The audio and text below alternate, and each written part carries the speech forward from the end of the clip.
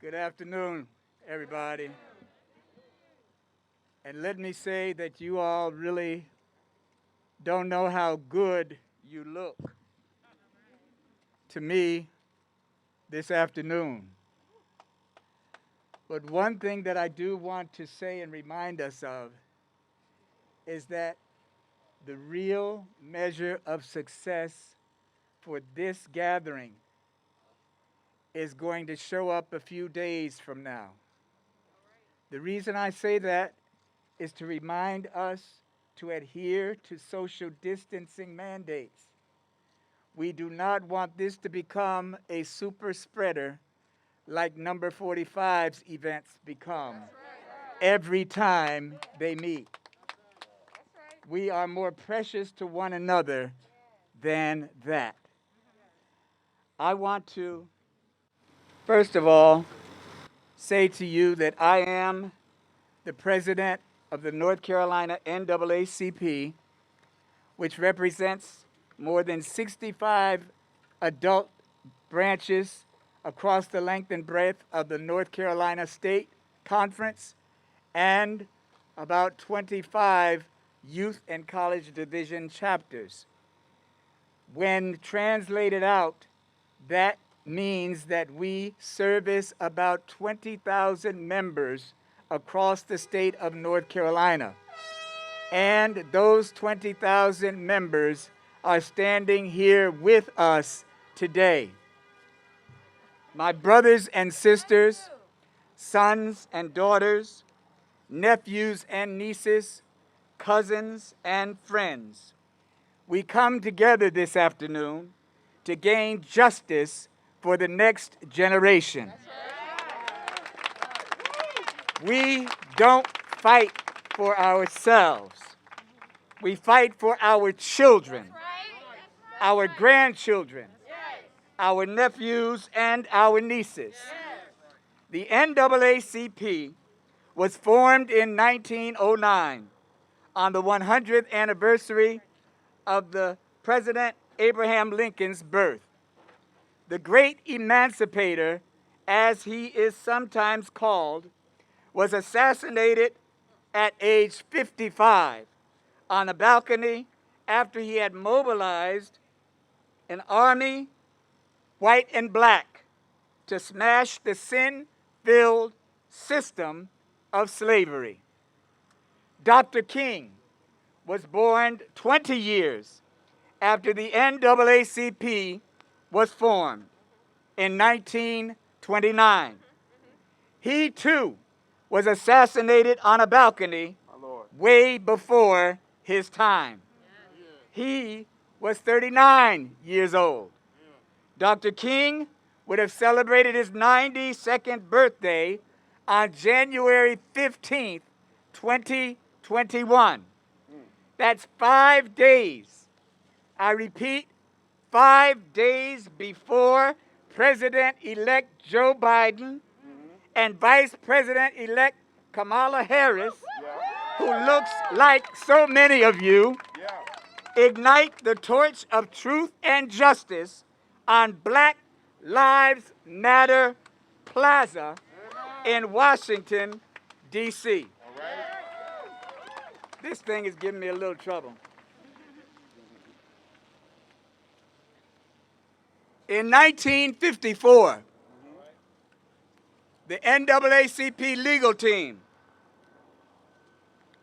put a legal stake in the heart of the sin-filled system of Jim Crow, which Southern slavers and their grandchildren had invented to keep people of color in our places. 9 old white men ruled that any legal wedges between people of color were unconstitutional because any separation based on race deprived Americans of the equal protection of the laws.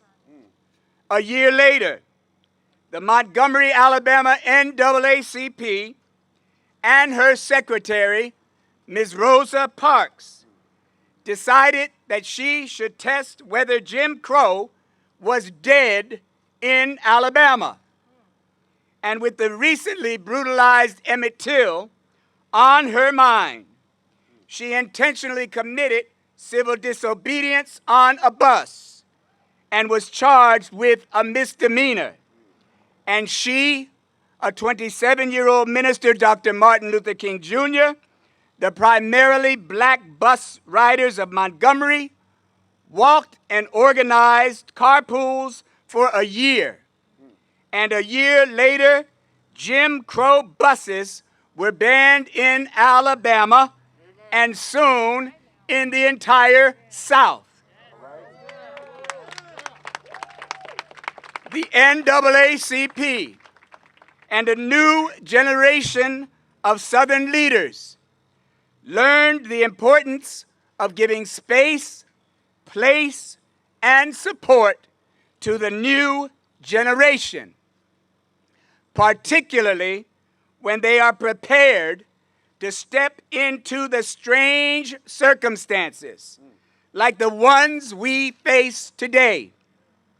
A deadly pandemic, an open, racist, incompetent president, and a 60-year coordinated effort by the Tea Party and others to suppress the votes of an increasingly progressive and younger electorate who are innately more understanding of the devastation of the history that I just touched upon on colored people.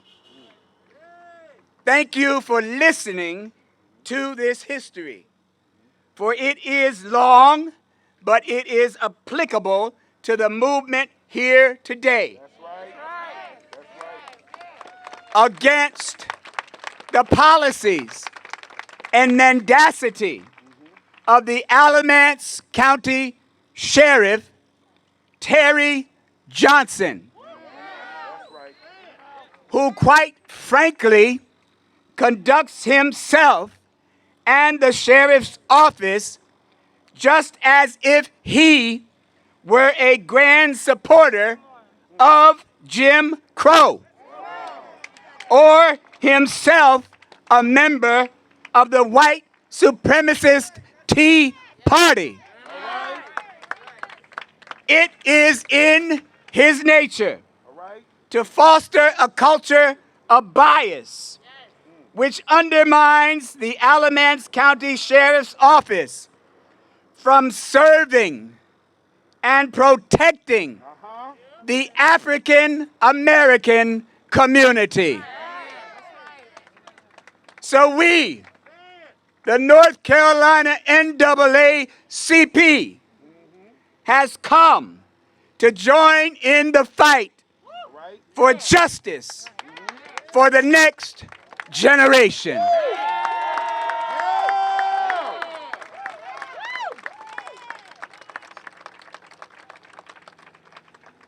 Like the Montgomery NAACP, behind Rosa Parks, we know that mere pulpit preaching has its limitations. Like the young Jesus of justice standing before Pilate in the courthouse square, some of us know we can preach more passionately, teach more effectively, and reach more young people in our courthouse squares. Rosa Parks was charged with a misdemeanor for her disobeying the unjust Jim Crow law. I, along with 1,000 others, were charged with trespassing in the people's house. The Alamance District Attorney had the gall, the unmitigated gall, to charge my friend, Gregory Drumright, with 2 felonies. For what? for telling the truth in the courthouse square and for standing tall on behalf of the leaders of the next generation. Reverend Drumright, to you I say, stand tall. And Greg, I just want you to know that we've got your back. Stand tall and rest assured that in the service of justice, the spirit of unflinching courage will shine far brighter than brute force and power ever will. The more they trample on your rights, the more they endanger their own. Stand firm and fight on anyhow.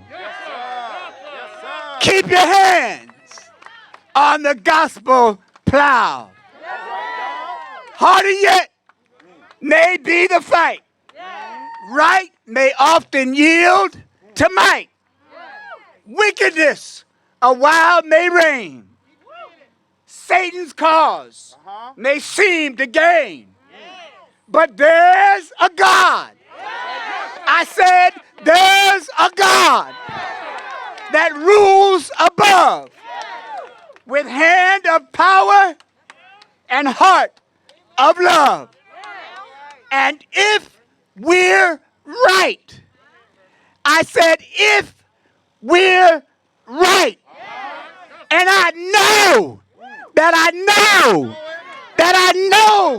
we're right, that God will fight our battles.